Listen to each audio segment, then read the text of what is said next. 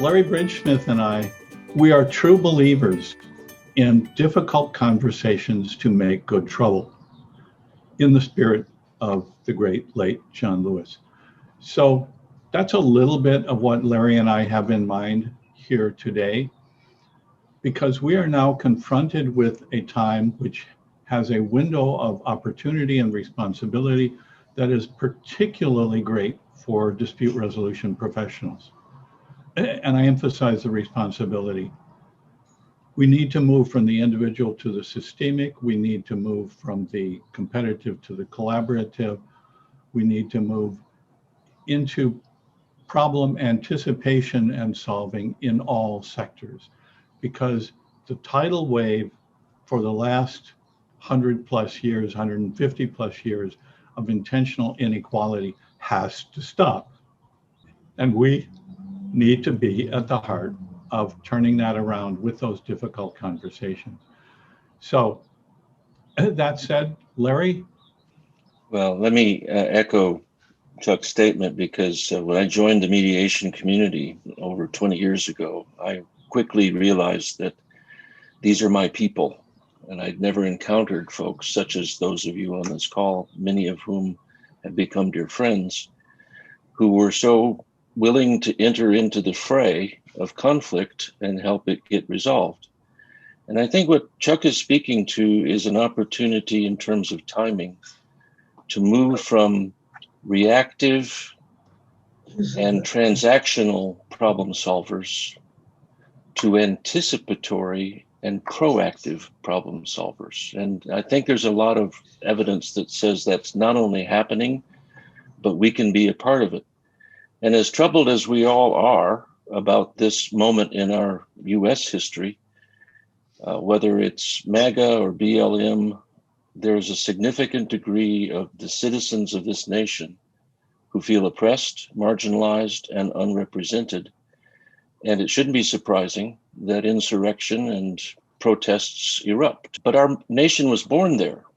1776 was a time in which an amazing collaborative co-creation took place, anticipating something that had never existed before. And we have the Declaration of Independence that has that phrase that I think has driven all of us in our work, with liberty and justice for all.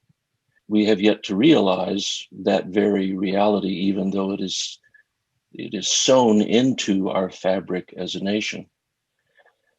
And then the work of the following year, which I think is fascinating, and I know there are historians and legal scholars on this call far more knowledgeable than I, but I was astonished just to recently review the work of what we now call the Constitutional Convention.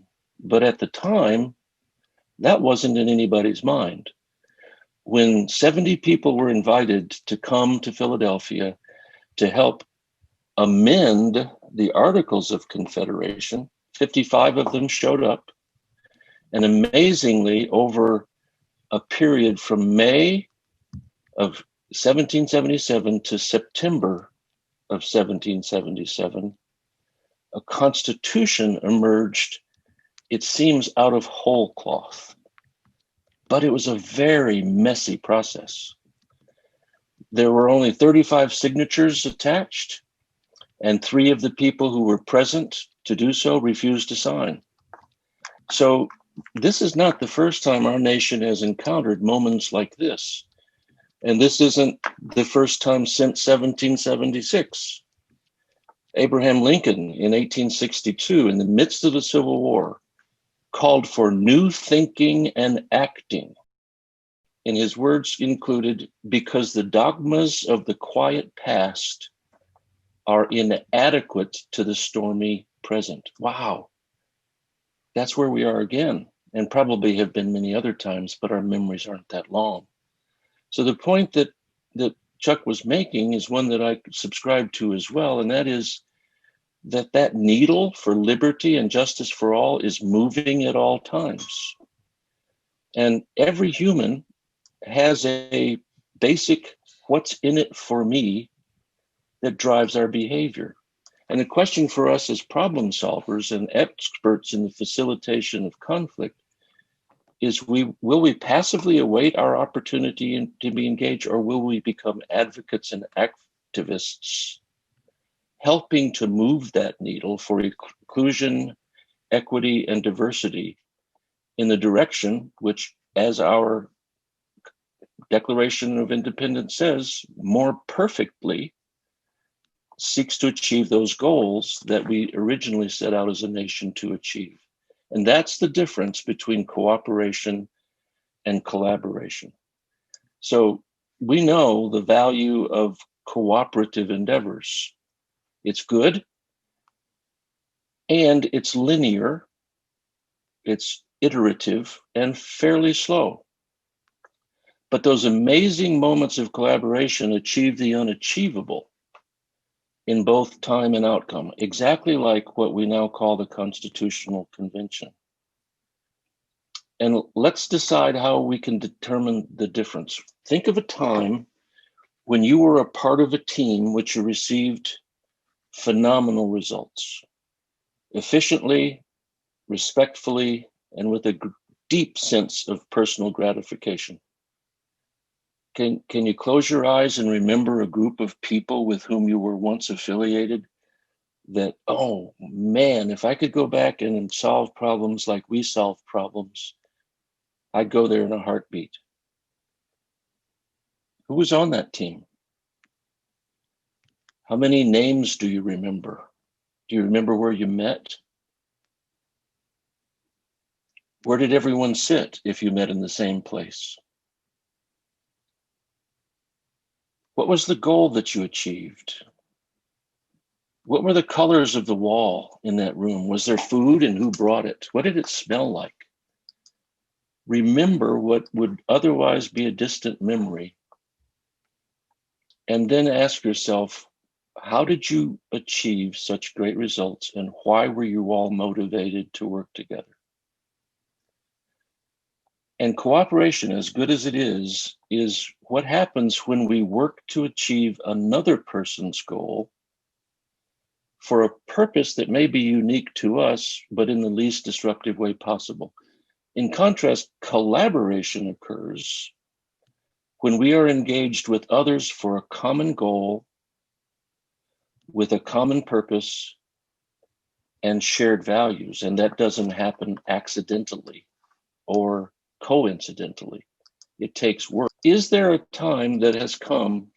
There is the possibility of working across our disciplinary divides and stepping outside of our silos of expertise and open up our learning to other disciplinary experts. It takes humility to do that, but the net effect of doing that for a shared purpose with common goals and shared values is remarkable.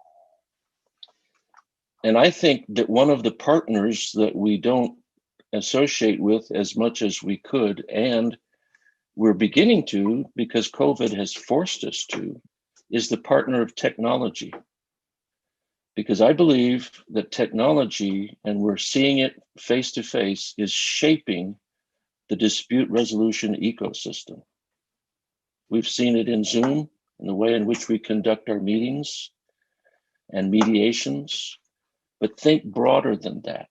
What caused me to think broader than that is a book written by two MIT computer scientists, researchers, and instructors, professors. It's called The Second Machine Age.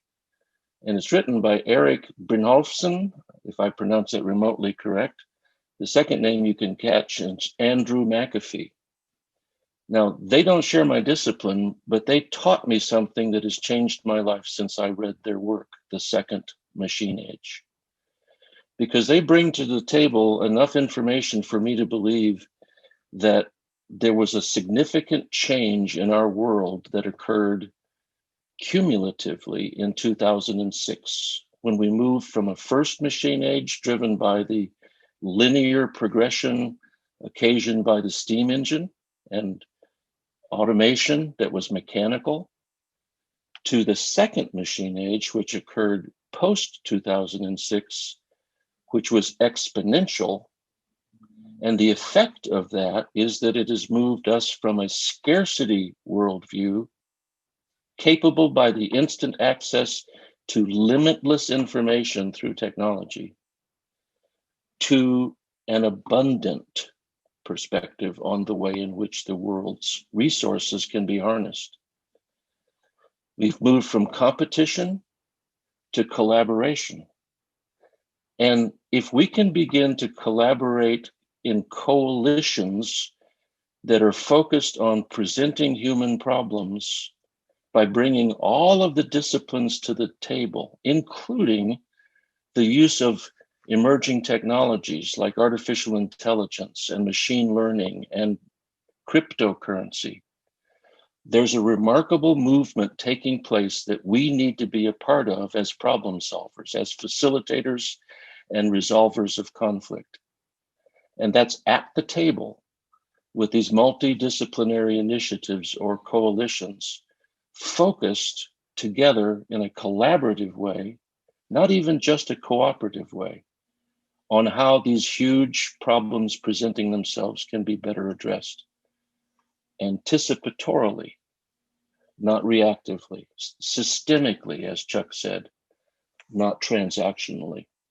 So that's my plea, and call it what you will. I just would be fascinated to hear if we as a body and a movement of professionals can find our way into a new era of problem solving by opening our eyes and minds to the expertise of others and the power of technology to create solutions that none of us individually could have considered possible, just like the framers of our Constitution. The difference is they didn't have the benefit of technology. I'm going to follow up just real quickly on that and give everybody some examples of how you do this. They're in my article, but I'm going to hit some highlights here. First of all, intentionally, consciously diversify your networks, your activities, your contacts. Make them more inclusive, make them more equity-based. The things you do, the people you do them with, the people you connect with. I'm going to give you an example from two very, very dear, deeply admired friends, Jeff Kitchaven and Natalie Armstrong Motan. In addition to doing what they do, as well as anyone who does it, they have started a series of webinars on extremely cutting-edge, valuable topics, free for attendees, with top speakers from all over everywhere. And the only request is that people who attend consider donating to food banks that are either recommended or that they know of and favor. I look at the people that I spend my most valuable time with now compared to 10 months ago. The diversity, the inclusiveness, the depth, the scope, the value, immeasurably greater. And I get choked up about this because it's on us. This is our time. We are in a unique position through our networks, through our abilities, and through our values and motivations to start to bring together people for difficult conversations to make this good trouble. Just do it.